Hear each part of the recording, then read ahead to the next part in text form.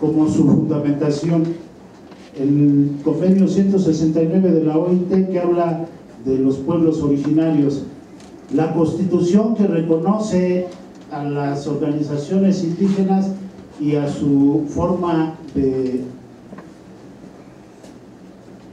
5 minutos, sí. Entonces dan 3 parámetros, 3 instrumentos, y a partir de ellos va a justificar que el derecho consuetudinario de los pueblos indígenas es un sistema propio, es un sistema aislado, es un sistema que, como decía Tapia Argüello, no se contrapone y es compatible y puede convivir en estados multiculturales, en estados plurales, plurijurídicos. Entonces, a partir de eso, dice, estos 3 elementos dan pleno sustento al derecho consuetudinario de los pueblos originarios de nuestro país, dando vigencia al pluralismo jurídico de los estados multinacionales. Y al final nos plantea, dice Chacón, ¿por qué no se le reconoció autonomía? ¿Por qué no se le reconoció carácter de autoridad a la Asamblea de los Pueblos Indígenas, a Tlatocan, a la Asamblea de Ancianos?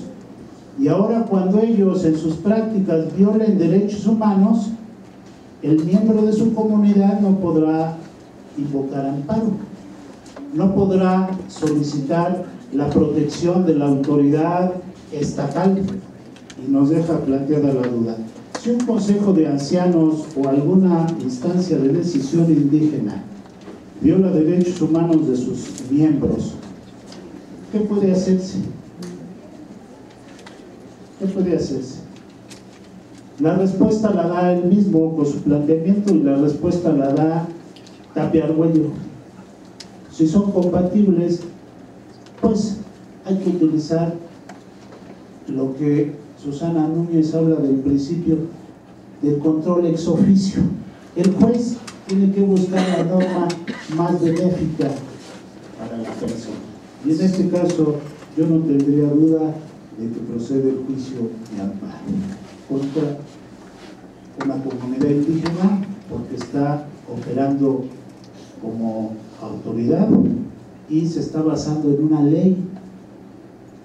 Es la modificación al amparo que se dio la reforma.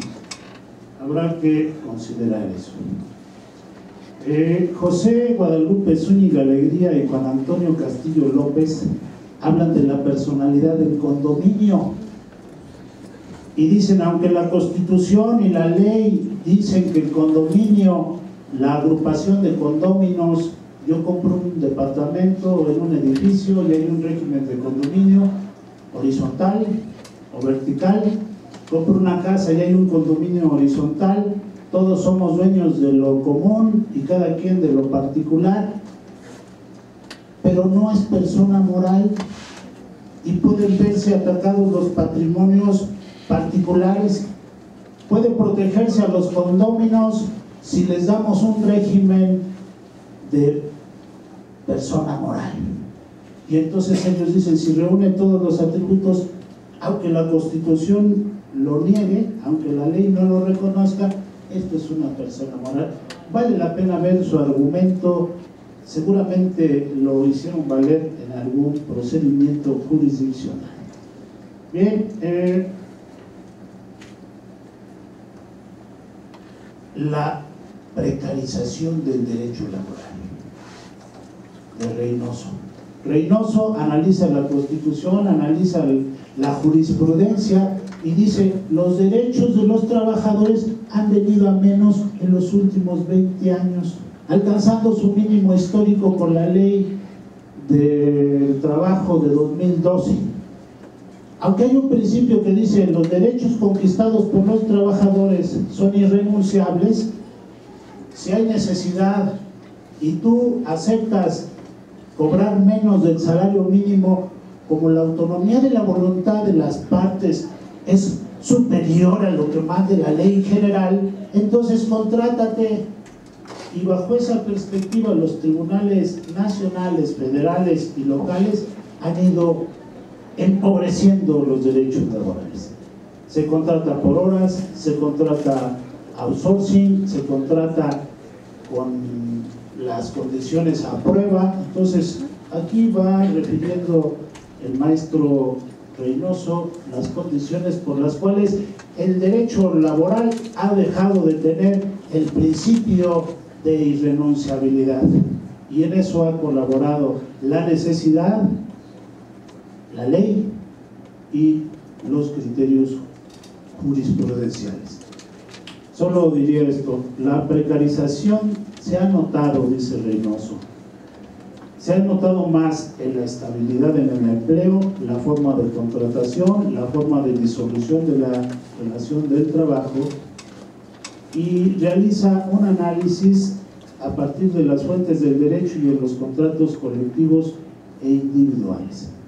Yo creo que esta parte de la doctrina, y solo me restaría mencionar en la sección de documentos un poema de una poeta uruguaya, es mexicana. Entonces ella habla de Pepe Mújica, y él fue miembro de las fuerzas tupamaras, de las guerrillas uruguayas. Él estuvo preso, luego hizo labor y llegó a presidente de Uruguay. Dentro de su poema dice: ¿por qué no inspiras a Peña Nieto? ¿Por qué no? Ojalá que Peña Nieto se inspirara en ti. Y a mí me parece difícil por la trayectoria y el origen de ambos personajes, pero me sumo a su esperanza, me sumo a su anhelo de la poeta, y junto con Elizabeth y María Cristina ¿es Mariana? M.A. dice acá, y Mariana Cruz Mora. Las tres poetas son Elizabeth González Torres, que nos vino a contar su obra, Mariana Cruz Mora, que nos vino a declamar los 3 poemas para Ayotzinapa, y María Cristina Sánchez Galván, Liviano Equipaje. Con eso cerramos los aspectos técnicos, los aspectos duros del derecho procesal, el derecho de fondo, las investigaciones con las que nos ha enriquecido esta mañana la maestra Margarita Magaña, y le daría las gracias al maestro Javier, al maestro Gilberto, a la universidad, a ustedes por su paciencia, y a la maestra Margarita, que hoy nos acompaña en esta mesa. Gracias, Javier.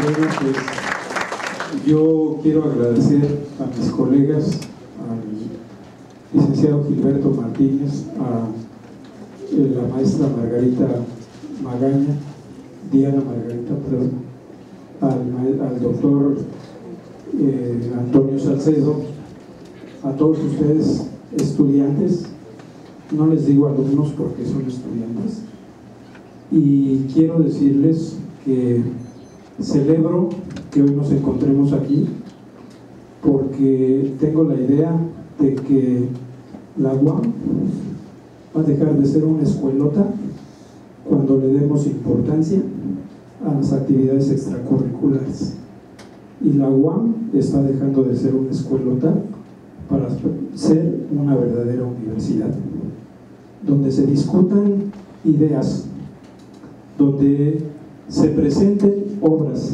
literarias, jurídicas, políticas, históricas, y creo que eso es lo que se está haciendo.